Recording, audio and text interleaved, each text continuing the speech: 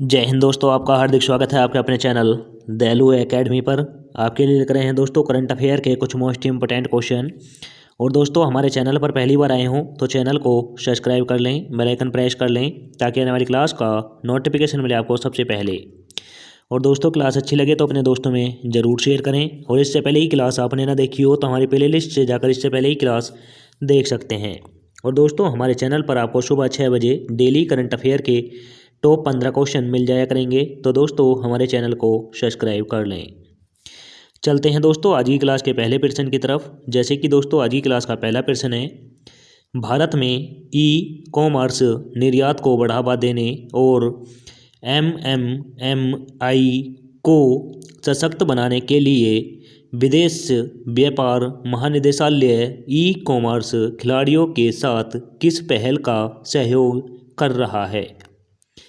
तो दोस्तों यह कर रहा है निर्यात हब के रूप में निर्यात हब के रूप में जिले का निर्माण कर रहा है। तो दोस्तों इसका राइट आंसर हो जाएगा ऑप्शन नंबर ए।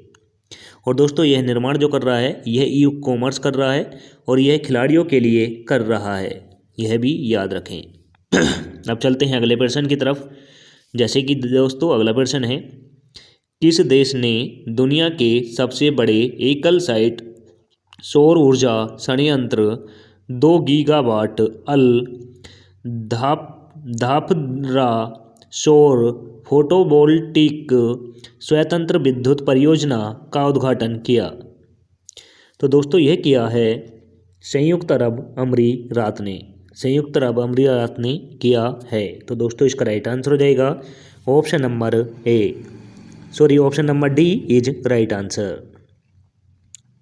और दोस्तों संयुक्त अरब अमीरात की बात हुई थी। तो दोस्तों संयुक्त अरब अमीरात की राजधानी दुबई है, यह भी नोट कर लें। अब चलते हैं अगले प्रश्न की तरफ। जैसे कि दोस्तों अगला प्रश्न है, तटीय कर्नाटक क्षेत्र का मूल निवासी कौन सा पारंपरिक लोक खेल इस सप्ताह और 26 नवंबर 2023 बेंगलुरु के प्रतिष्ठित पैलेस ग्राउंड में होने वाला है? तो दोस्तों कर्नाटक का कौन सा महोत्सव है जो 25 से 26 नवंबर तक होगा और यह बेंगलुरु में होगा, बेंगलुरु के पैलेस ग्राउंड में होगा? तो दोस्तों यह है दोस्तों कंबाला जो है यह होगा। तो दोस्तों इसका राइट आंसर हो जाएगा option number B. Option number B is right answer. अब चलते हैं अगले प्रश्न की तरफ। जैसे कि दोस्तों अगला प्रश्न है, stars Asian international film festival में सर्वश्रेष्ठ अभिनेता का पुरस्कार किसने जीता है? तो दोस्तों stars Indian national film festival में सर्वश्रेष्ठ अभिनेता का पुरस्कार किसने जीता है? तो दोस्तों यह जीता है इसबाक सिंह ने जीता है। तो दोस्तों इसका राइट आंसर हो जाएगा option number A. Option number A is right answer. अब चलते हैं अगले प्रश्न की तरफ। जैसे कि दोस्तों अगला प्रश्न है, भारत की पहली महिला सुप्रीम कोर्ट जज कौन थी जो और हाल ही में 96 वर्ष की आयु में उनका निधन हो गया है? तो दोस्तों इम्पोर्टेंट जानकारी, सुप्रीम कोर्ट की जो पहली न्यायाधीश थी महिला, उनका 96 वर्ष की आयु में निधन हो गया है, यानी अभी हाल ही में निधन हुआ है। और दोस्तों वह कौन थी? तो दोस्तों वह थी फातिमा बीबी। फातिमा बीबी सुप्रीम कोर्ट की पहली जज रही हैं, महिला जज रही हैं। और दोस्तों इनका 96 वर्ष की आयु में निधन हो गया है। तो दोस्तों इसका राइट आंसर हो जाएगा option number C. Option number C is right answer. अब चलते हैं अगले प्रश्न की तरफ। जैसे कि दोस्तों अगला प्रश्न है, हाल ही में किस कंपनी ने लॉजिस्टिक्स समाधानों को बढ़ाने के उद्देश्य से चयनित डाकघरों में स्वचालित डिजिटल पार्सल लॉकर पेश करने के लिए इंडिया पोस्ट के साथ साझेदारी की? तो दोस्तों यह की है डब्ल्यू डार्ट ने की है। तो दोस्तों इसका राइट आंसर हो जाएगा option number D. Option number D is right answer. अब चलते हैं अगले प्रश्न की तरफ।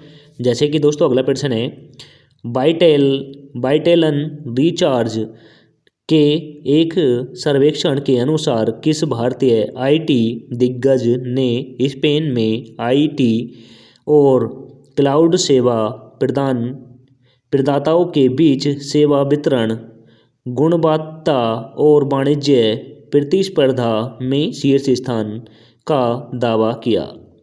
तो दोस्तों यह किया है टाटा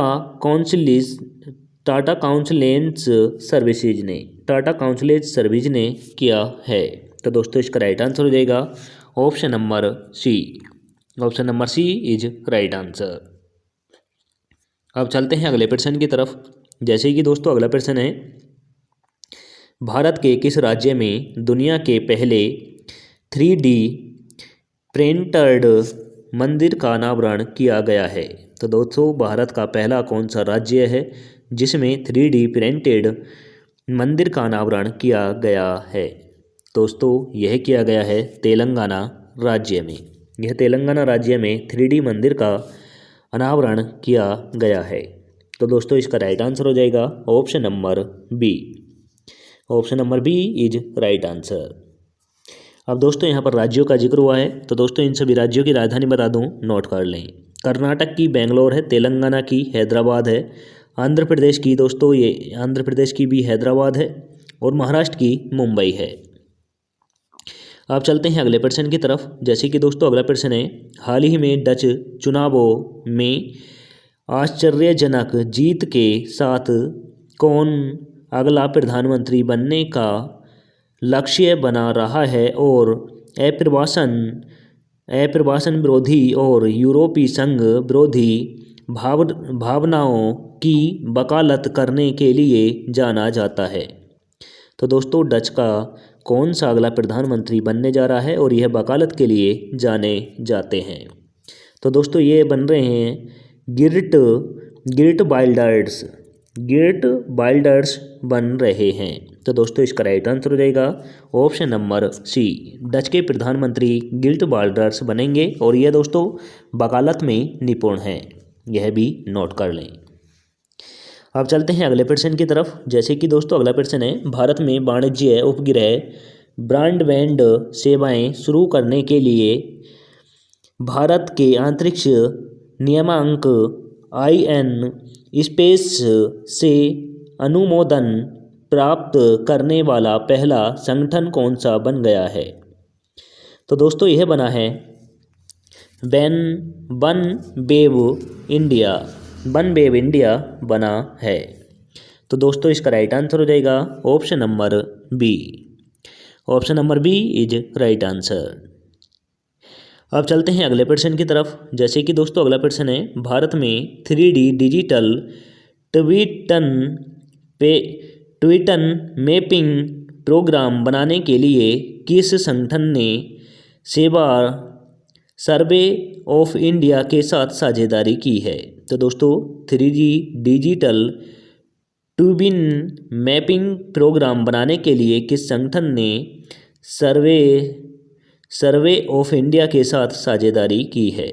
तो दोस्तों यह की है जेनेसिस इंटरनेशनल ने की है। तो दोस्तों इसका राइट आंसर हो जाएगा option number A. Option number A is right answer.